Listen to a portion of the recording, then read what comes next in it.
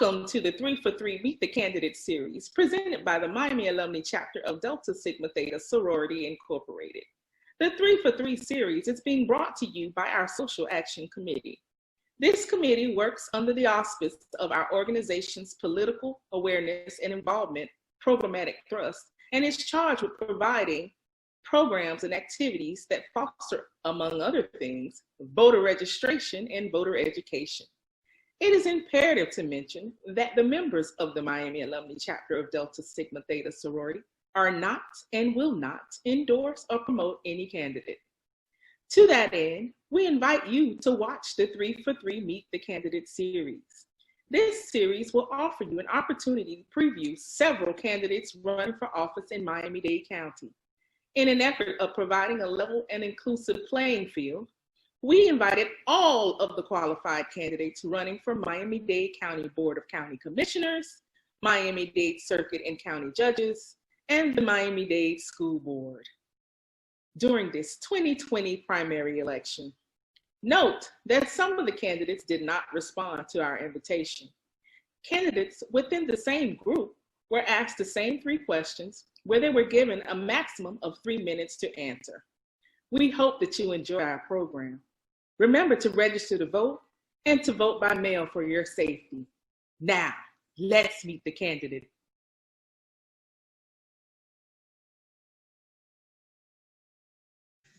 Thank you, Regina. Today we have with us Dr. Cristhian Mancera, who is running for County Commission in District 11 in Miami-Dade County. Thank you for joining us today. It's a pleasure. Thank you. Now you know the rules. We're going to ask you 3 questions, and you'll have 3 minutes to answer each one. Are you ready? I am ready. Okay. Who are you as a candidate, and what are your priorities? Well, I am a Colombian American who is running for District 11, Miami-Dade Commission. I have been living in this District 11 for the past 12 years. And I have seen many of the necessities that our community has. And I think it's due time that we elect people with a new vision from a new generation that understands the needs of old, young, and adolescents, and that we can move forward with a program that includes everybody in our community, and that a person like me, in a way that I have been an educator for the past 15 or 16 years, and I have been able to teach different communities, and I have learned to understand different types of communities from African American, Latinos, whites, women, etc.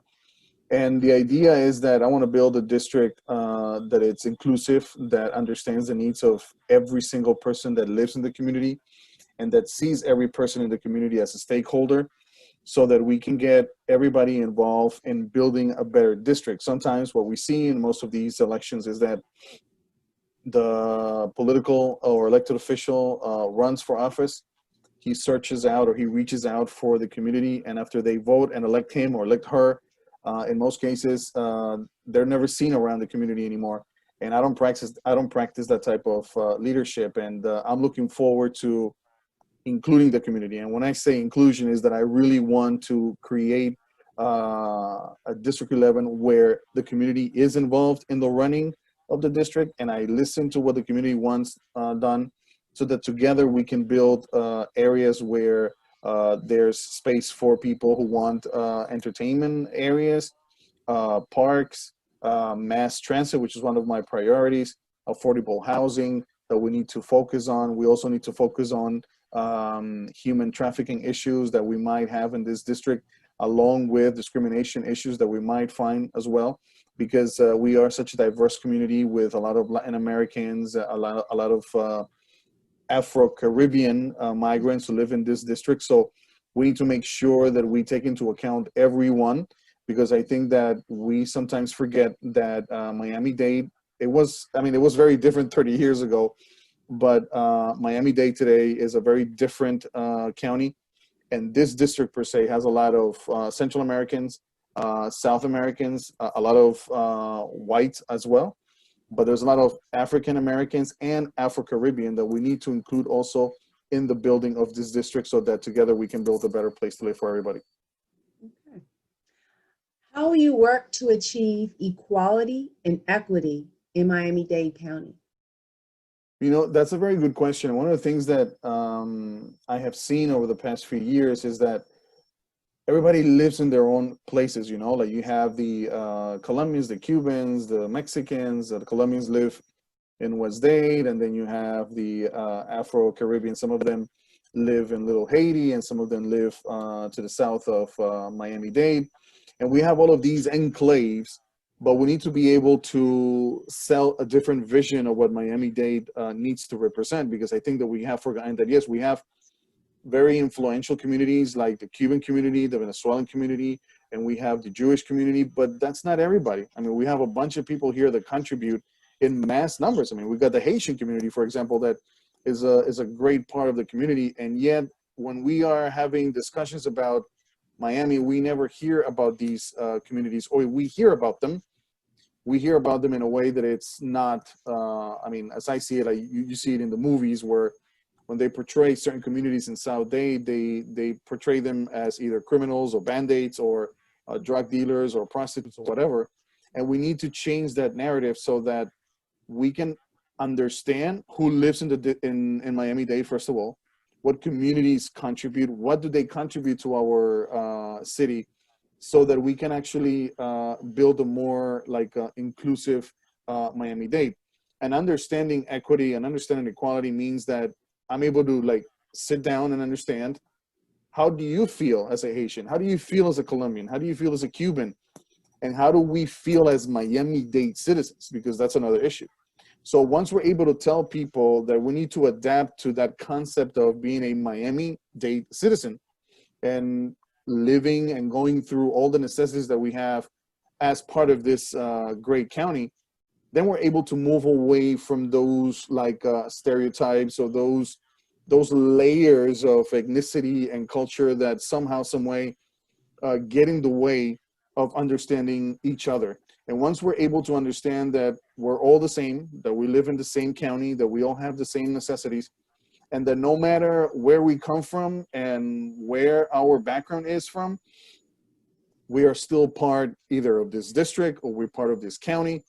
And that is, I think, the first step so that we can understand that equality begins when we begin to remove those layers of culture and differences so that we can sit down at a table and begin to build a better Miami-Dade County based on the attitude that we're all the same. And if we can look at each other as the same without like color or like, you know, facial features or whatever, then we're able to understand the priorities that we need as citizens of this county here in Miami-Dade. And building equity means that understanding of those needs, of the basic needs of every single person who lives in this county, begins at the point where we see everybody as equal and we don't see each other with these differences of layers of culture, ethnicity, and skin color, which I believe are like, I don't believe in casting people into groups. Once you cast someone into a group, you immediately discriminate that person, even though you don't want to discriminate them. And this is like unconscious discrimination. If you say, oh, that guy's black, the guy's Colombian, the guy's Venezuelan, immediately you're casting that person into a group. And I don't believe in that. Once you cast a person that is just a person, just like you, and they have the same necessities as you do, then you're able to have a different conversation as to how to move forward. Correct. So why should we vote for you? That's the $1 million question. Well, I believe that people in this district and here in Miami-Dade County, look, we have been electing people for the past 20 and 30 years, the same people over and over again. And I believe strongly, and I have been a champion of this, like either in my articles, and I have promoted something that is the center movement, which I believe strongly. I don't believe in extremes, neither on the right or the left.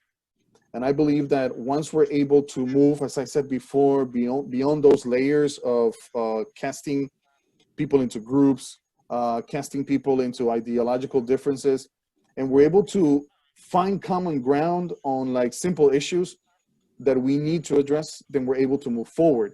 I cannot discount someone simply because they are on the extreme left. Maybe they have an idea that I find interesting, and we can work together to push that idea forward. So the reason why people should vote for me is because we need to push and we need to bid for new leadership in this town. I am a candidate of yes, and I am part of that generation that believes that with little, you can do a lot.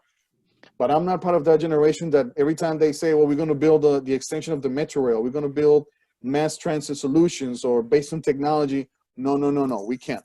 We don't have the money. Oh, no, we cannot do this. We cannot. No, I believe in development, in social, economic aspects, and we need to push these programs where we use the available resources that we have so that we can push forward a new vision for Miami-Dade. And I would love to see more candidates who are young.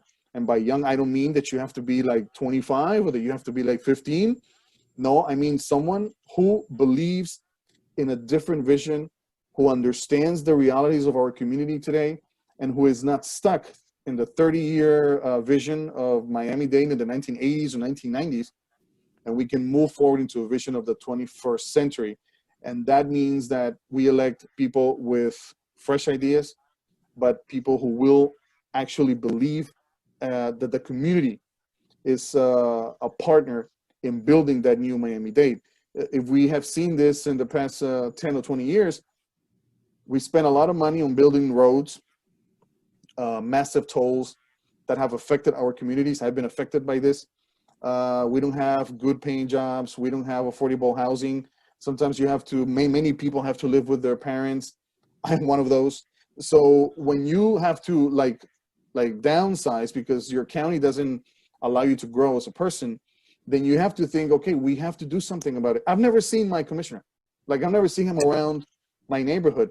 And I don't plan to conduct a campaign of personal attacks or hateful attacks, which is the old type of politics. I believe in telling people that I'm the right candidate because I have the right vision. I am a person who is prepared, I'm educated, I understand what inclusion means and what it means today. And I also understand what respect for people's differences and ideas means also. But I also understand that once we can agree on a common ground, on ideas that will help the community, not the personal gain, the community, then we're able to build a better Miami-Dade County that I dream of. I dream of a Miami-Dade with the metro rail extended, with BRT being used in areas where the train cannot go and it's too expensive to use, using the current rail system that we have for cargo to expand commuter trains to the whole area where like South Dade, Homestead, West Kendall. That sounds wonderful. Those are ideas that I think would work. And I believe that is one of the reasons why a new vision with the push that we need candidates who believe in inclusion so that the community can be a part of the building of the new Miami-Dade. That is the reason why I think people should vote for me. Okay. Well, thank you very much for sharing that with us today. And I appreciate your time. Thank you so much for the opportunity. And it's been a great pleasure. Thank you.